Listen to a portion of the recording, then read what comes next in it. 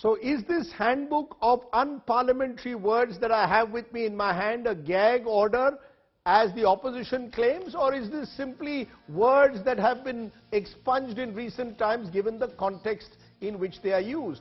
If context decides, then why list these words in the first place? Why are words like ashamed or betrayal in this list? Joining me now right at the top first is Derek O'Brien, the Trinamool Congress's leader in the Rajya Sabha. Welcome back to television, Derek O'Brien. You've just come out from a surgery. Good to see you looking well. But I hope you're not feeling ashamed today that you won't be allowed to use words like incompetent.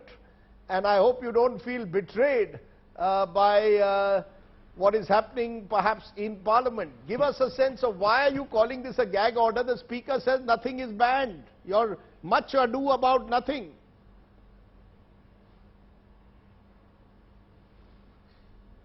Much ado about nothing.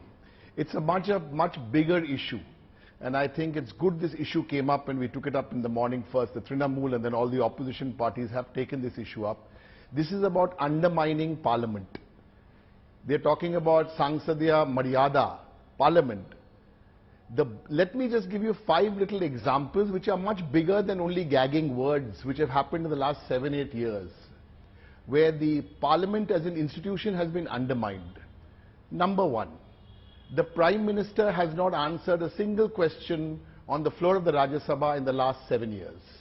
2, in the last monsoon session, bills have been passed. This is numbers. Dispute these numbers. Bills have been passed, 27 bills, at an average of 9 minutes a bill. 3, all of you saw what happened during the farmer bill. MPs like me and other opposition MPs, as per the rules, we can move for a vote. We were deprived of the vote. Then after that you say we went and broke the microphones. Number 4, there are so many other examples I can give you. Parliament scrutiny of bills. It was 7 out of 10 bills at one time. It is now down to 1 out of 10 bills. These are the real numbers, and this is how Parliament is being Mr. O'Brien, you were undermined. You were jumping up and down over what you said were words that you could not use in Parliament. The Speaker says no words have been banned. The Speaker, or at least the government is saying instead you should have better behavior. The fact is the Trinamool Congress, including yourself, you were banned. Allegedly you were trying to snatch the mic. Others have been accused of attacking the marshals. They were also banned for a session. Should we be focusing on bad behavior of MPs before we look at these words which are troubling you so much? Good. I do not want to get into a spat with the presiding officer of the Lok Sabha or the presiding officer of the Rajya Sabha, except, since you're talking about bad behavior, what do you want the opposition to do during the farmer bills? When I, as a member of Parliament, ask for a division, and the division is not allowed. Wait. The chairman of the Rajya Sabha, Mr. Venkaiah Naidu, was not on the chair. He was not there. Number 2, the vice chairman of the Rajya Sabha was not there. There was an acting presiding officer there from the Biju Janata Dal who was sitting there. You tell me the DMK, the CPM and the Trinamool, we are the 3, and the Congress also had our bills, our votes. You don't look at us. This is not something of us putting up a hand. No. This is you have to give in writing 24 hours in advance. If you don't allow the vote, what do you want us to do? Sit there and have lollipop? No. We have to get aggressive. No, but why are you jumping up and down over these words? Why did the Speaker have to come and... I will tell you, you cannot float these ideas. Please, there's a much more bigger, there's a serious issue here. Parliament is being made impotent. Parliament is being made undermined. I have given you 6-7 examples. The words is another example. Let's take a real example. During the budget session of Parliament, what did the opposition want? The opposition wanted discussion on price rise. The whole session finished, there was no discussion on price rise. Why? It was awkward. And it's really sickening to see that at the all-party meeting, which will happen in a few days, one day before, that's become a ritual, it's become a sham. Prime Minister will come there for 3 minutes and 30 seconds and say, first will happen click, click, click. And then they'll say, we want to discuss any issue, no problem, we are open to a discussion. When the notices are given, no discussion is held. This is unacceptable, and I think the difference you will see in this coming budget session, the opposition will get more aggressive. You mute my microphone, what will I do? You don't allow me a vote, what will I do? I have to go into the well. No less a person than Mr. Arun Jaitley said, going into the well and stalling Parliament is a legitimate parliamentary tactic. So please don't make the opposition into villains. The villain is the Prime Minister who will not answer a question for 7 years. The villain, so you will continue to use those you who will will not allow you will continue to use words like Jumla Jimi. This is not rhetoric.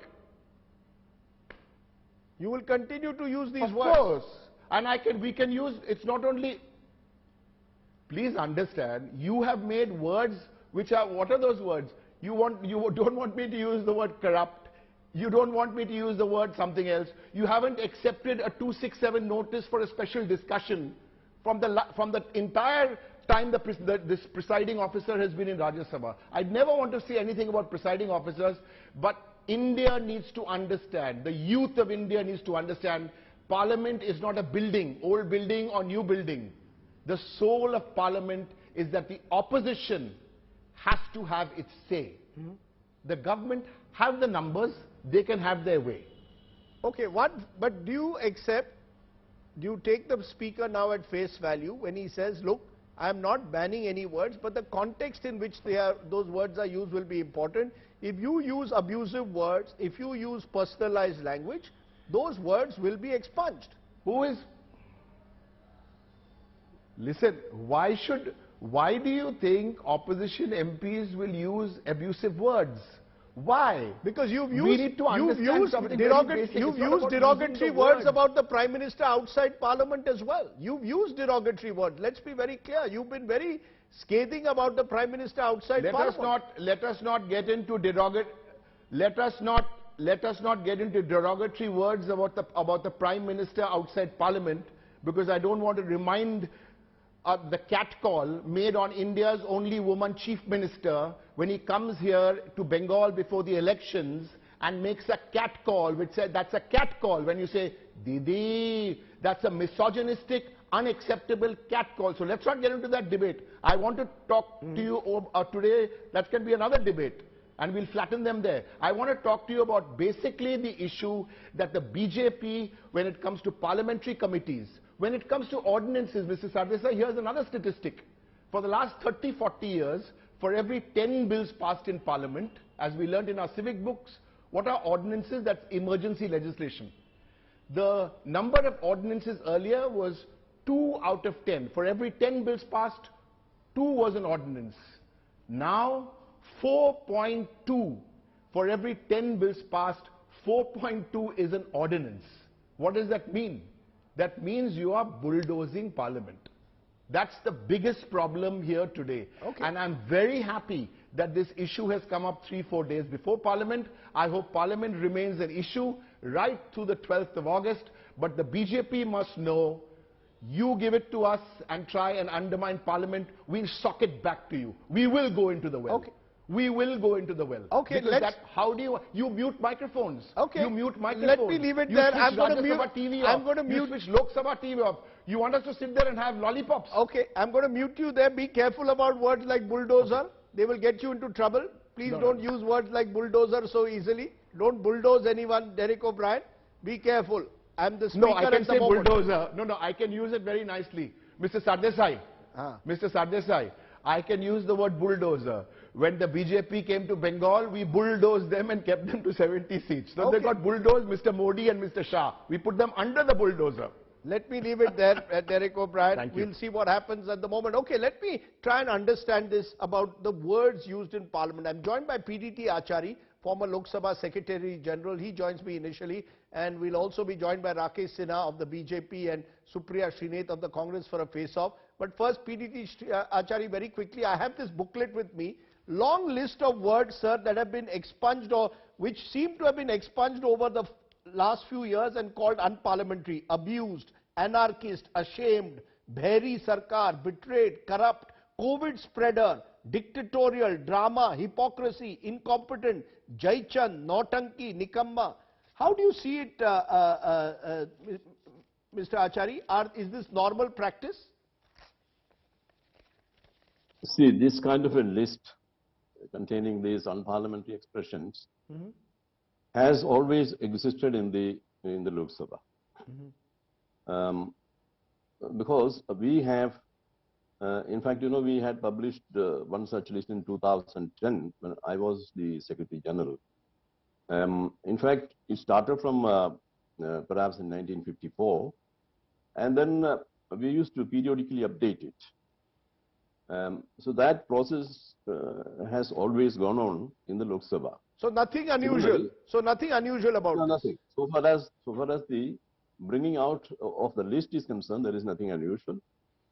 It has been updated periodically. Now I think I'm told by the people there that perhaps they are bringing out this list every year. That means they are updating it every year. Right. Now that is about the list. But then, if you look at the words and expressions which have been listed out in this list, I would say that some of the words, you know, which have been listed out as unparliamentary are like, for example, corruption. Now, of course, it is true that a member cannot call another member corrupt. That is not allowed. Let us understand the basic concept about this. You know, in Parliament, you should not use an expression which should be derogatory to the dignity of the House. Right. So that is the benchmark. And therefore, the Speaker has been given the power under the rules to examine a word used by a member and decide whether it is unparliamentary. And if it is unparliamentary, naturally, he will put it out of the record. That is what he's always done. Okay, so you're saying the context is important, and you can't reduce the dignity of the House by using personal remarks about the other side. So if someone, for example, says this is a Jumla Jivi Sarkar or a Nikammi Sarkar, can the opposition call the government a Nikammi Sarkar, a useless government? Are they allowed to say that? Well, such expressions were used in the past, but some speakers had removed it from the record, some speakers allowed it. For example, I will tell you one or two examples. You know, about Indira Gandhi, a very famous expression was used, Gungi Gudiya, by Ram Manohar Lohia. That was allowed to go on record. But later, in 1969, I think, when Mr. Madhu Limaya used that expression, the speaker did not allow it to go on record. It was removed from the record, and speaker said, "No, I'm removing it. Doesn't mean, I mean, it was the fact that it was used doesn't mean that I did not do it." So you're saying it's purely subjective. The speaker will decide whether Gungi Gudiya was used against Indira Gandhi in 67, it was allowed. In 69, it was not allowed. So whether the word Nikammi Sarkar or Jumle Bazi is to be used will be decided by the speaker. Am I correct? By the speaker. There is no hard and fast rule. No. It was actually, such expressions were used sometime or the other. Now, for example, I will just give you an example, another example. You know, when Sardar Soren Singh was a minister, he was replying to a question during question hour. Right. And then question hour was almost ending, because it ends at 12 o'clock. And then Mr. Hukumchand Kachwa, a member of the Janasangh, in those days it was Janasangh, he stood up and said, "Adhyash Mahodaya, 12 baj gaye." Now, you know, the minister objected to that. Then Mr. Kachwai, the speaker, intervened. The speaker told Mr. Kachwai to withdraw that and say sorry. Normally, it is a very innocuous kind of comment. If anybody says 12 baj gaye exactly at 12 o'clock, it doesn't mean any offense. But in that context, when the minister, because it meant something, you know, that is the kind of context, you know, in which... I want to stop you there, because I think you've given us a sense of why it's important. The context matters more than the manner in which words and the manner in which words are used. And as you said, the speaker has a large amount of discretion. PTT Achari, thank you very much for giving us a historical perspective to the use of unparliamentary words.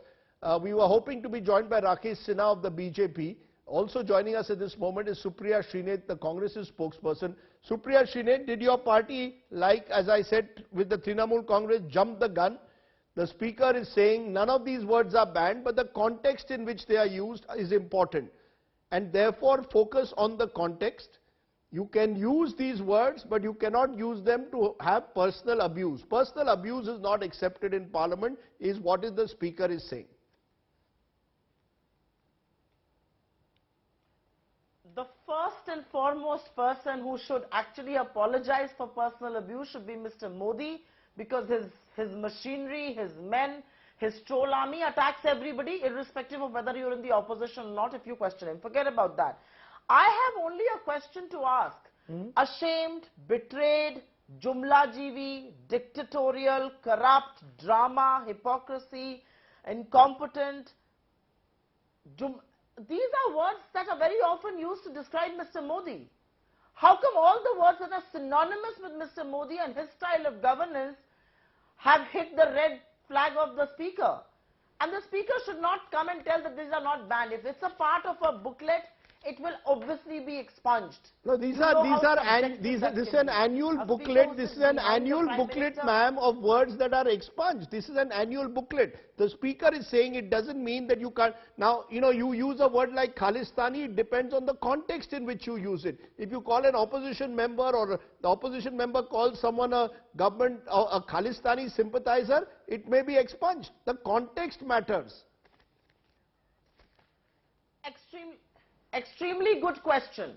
Will Ravi Shankar Prasad and Piyush Goyal stand up and apologize to the House when the House convenes, because they repeatedly call the farmers protesting Khalistanis on record in television interviews and within the House? Are they going to apologize? That's the first point I want to ask. How can they ban, and how can they even think about expunging words like corrupt? I mean, if Parliament is not going to discuss corruption, then who will? If the Parliament is not going to raise questions on dictatorial practices of the government, who will? If the Prime Minister, I mean, they are banning words like sexual harassment. There is a rape in this country every 6th minute. You think women should not have a voice in the discourse in Parliament? Okay. These should not be called out? The word sexual harassment was expunged in the specific... No, 1 minute, ma'am. Let's be clear. The word sexual harassment was specifically expunged in the context of an allegation made against the former Chief Justice, Justice Ranjan Gogoi. Be that as it may, Shehzad Poonawalla joins me at the moment. Shehzad Poonawalla, you've heard from Supriya Srinath. Why is it that words which seem, according to the opposition, to define their criticism of the government are the words that are being expunged? That suggests that the government is protesting too much. You know, Rajdeep, first of all, I sympathize with you that you have to deal with this fact-free allegation making all by yourself tonight. But having said that, Rajdeep, let me put some of the ideas in context. There is no word ban. This is a list of expunged phrases or words which are being expunged in various assemblies across the country or in the Parliament. And by the way, this exercise has been done for many years. In fact, the word corruption was expunged in the year 2011, 2012. You had corrupt being expunged in 1966, Ayogya being expunged in 1966, but that doesn't mean nobody has been able to say Ayogya in Parliament ever since. It means that in a particular context, that word was expunged because of the connotations it carried in that reference. It doesn't mean there's a ban on the use of the word. And therefore, this fact-free argument that Supriya and the Congress party masters it should A, be avoided. Secondly, my limited point is, why would we do this, Rajdeep? Even the word Bal Buddhi is apparently banned. Now, please understand, if Bal Buddhi can't be used, what will we say in Parliament about some of the leaders there? So, I'm saying it on a lighter note. This is not being done to ban any words. This is a list of words that have been expunged by assemblies. So, Lollipop has been so expunged by if the opposition says this is a dictatorial government, this is a government of Tana Shahs, you have no problem with that? Rajdeep, isn't it a bit rich by those who imposed the emergency, those who banned Kishore Kumar, those who put Ketki Chitare in jail for over a month, those who broke Kangana Ranaut's house, those who arrested journalists, those who put sedition charges on journalists in Chhattisgarh and Maharashtra, to come out and talk to us about emergency mindset? I mean, Rajdeep, I would rather have the Satan teaching us scriptures than Supriya preaching me about emergency mindset. So you're saying you have no problem with the use of the words, you're more than willing to debate with the opposition, am I correct? Rajdeep, let me put it this way. Supposing tomorrow somebody was to get up and say, in context of some of the leaders and their allegations, that these are all unheard allegations. Now, that word has been expunged in Rajasthan Assembly. It doesn't mean that there's a ban on the use of it in Parliament. Certainly not. There is no problem. There's no word ban. This is an expulsion list. These are a list of words that have been expunged, and that's all it is. Therefore, Supriya Shinen, let's see what happens. It seems at the moment that the opposition, as I said at the outset, jumped the gun. The opposition thought this is again Modi ji behaving like a dictator, behaving like a Tana Shah, and immediately said gag order. Now, as Shehzad Poonawalla says, we are willing to have a debate on all these terms. We are ready to debate the government's track record versus the opposition's track record. Emergency in Indira years versus Modi. Be ready for it. We are ready. So, Jumla Juvi, Tanasha, Vinash Purush, ashamed, hypocritical, कायर, जब ये शब्द सुनते हैं लोग तो किसकी चेहरे की तस्वीर आती है? जिसकी चेहरे की तस्वीर आती है उसी के कारण ये वर्ड एक्सपेंज किए जा रहे हैं. I will only give you an example of what this government is capable of doing and why this is happening. They said demonetization, demonetization, demonetization. We raised the issue of corruption, how people were exchanging notes, which is why corrupt has been banned. They kept talking about 2 crore नौकरियां हर महीने, हर साल. हमने कहा ये जुमला है तो जुमला बैन हो गया. 15 लाख सबके अकाउंट में डालूंगा, धोखा था तो धोखा बैन हो गया. किसान अग्निपथ को बात करते हैं, अहंकार और तानाशाह का, तो तानाशाह बैन हो गया. What about the Prime Minister himself? He says ये परजीवी हैं, ये आंदोलनजीवी हैं. Is this the language the Prime Minister should be using in the floor of the House? And let's not talk about the debate. The Prime Minister runs away from a debate each time. Okay. The reality is that discourse, dissent, debate has died a silent and a very violent death in this government. Let us also please remember that standing committees no longer review bills. Bills are coming through the ordinance route. What are they talking about? They don't even respect traditions of democracy in this country, and they are going to sit on their moral high pulpit and teach me laws of emergency or not. There is an unsaid emergency in this country with every institution prosecuting before the government. Okay, final word from you therefore, Shehzad Poonawalla. You've got to walk the talk and be ready to debate with the opposition. There's a sense that Parliament has ceased to be a free and fair forum for debate. Let him now respond. Please go ahead, Shehzad Poonawalla. Rajdeep, yes. First of all, I hope they stop creating violence and hangama in Parliament. We saw what scenes had erupted on the last day of one of the sessions, and we've also seen how they misused the powers while they were in power in MVA in Maharashtra, and they suspended 12 of our MLAs, and then it was revoked by the... Rajdeep, can you please, I'm on a phone line, Rajdeep, can I please have, look who's the intervention. Let him complete. No, ma'am, let him complete. He did not intervene with you. He didn't intervene. Finish off, Shehzad. Rajdeep, you remember when these people suspended 12 of our MLAs in Maharashtra, the Supreme Court came hard on them. So, I don't need to, first of all, get into this debate about who short-circuited parliamentary procedures, who short-circuited them for 10 years in UPA, how bills were passed during the UPA period. Let's not get into that. The point that I'm trying to make is, Rajdeep, let's assume this word was a banned word. Are they going to stop saying it on TV and social media? Why would somebody ban it in the age of digital media? This is a list of words that have been expunged by various assemblies. It gets compiled every year. There's an entire book.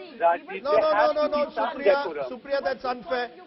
Okay. And we will call you Vinash Purush. Okay, you can keep calling them corrupt. You can keep calling them Vinash Purush. The fact at the end of the day... people don't buy it. Okay, people don't buy it, says the BJP. We hope that Parliament will be a forum for debate. We hope that Parliament will be a debate on facts. Okay, leave it there. Less adjectives, more facts is perhaps what we need in healthy debates. For now, Supriya Shinen and Shehzad Poonawalla, appreciate your joining us.